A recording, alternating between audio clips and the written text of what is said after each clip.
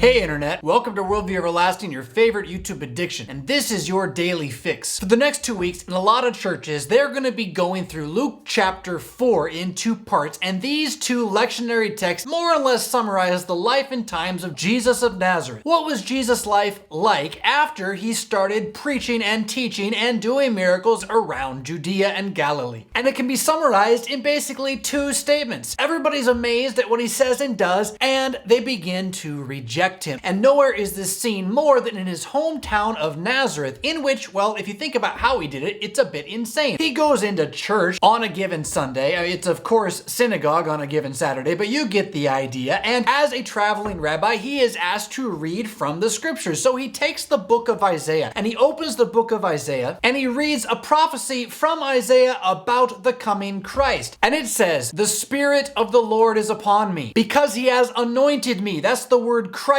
there, Messiah'd me. To do what? To proclaim good news to the poor, to proclaim liberty to the captives, recovery of sight to the blind, to set at liberty the oppressed, and proclaim the year of the Lord's favor, the year of the Lord's jubilee. Now all of this is what being the Christ is really all about, and don't hear his talking about the poor there as just being about the equality of our wages or some silly thing like that. This is not a stump speech. He's talking about the true and deep poverty of human spirit that we have as sinners fallen away from the God who's now angry at us. That we are now, in fact, enslaved and captive to our own sinful depravity, our wicked, selfish desires that set themselves not only against God, but against all other people when they get in my way. Now, we all like to pat ourselves on the back and pretend we're not so bad, but when push comes to shove, me's gonna get mine, and that's our problem. We are even blinded to this problem itself that we can't see how deep the sinful root goes, and this is what the Messiah has come to undo, to fix, to buy us back from, to set us free from, to liberate man from death and the thing that caused death, our unbelief. This is the year of the Lord's favor, his jubilee, when all debts are forgiven. But see, here's the issue. He finishes reading this scripture about the Christ who must come. He rolls up the scroll, that is, he closes the book, slams it tight, sets it down, sits down, looks around, says, "Hey, I just fulfilled this by reading it to you." And you gotta imagine that anybody who would see this happen on any given Sunday in a church from a visiting pastor would say,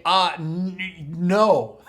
And the conflict between Jesus and those to whom he was sent begins. The struggle of unbelief against the gift which creates belief, which leads to his cross, is set into motion. Now from here, he's gonna go on and do what Jesus always does, have mercy anyway. But you can see in the text, especially today, the struggle between the unbeliever within us all and the Christ who Jesus actually is. Our desire for a God of our own making, and the God who doesn't give us what we want, but what we need. And what do we need? We need a Christ hanging dead on a cross for us, the blood payment purchase price of the sins of the entire world, which of course is where every gospel is going, because it is the gospel given for you. Look forward to that, whether preached from Luke or some other text this coming Sunday in a faithful church near you. Rock on.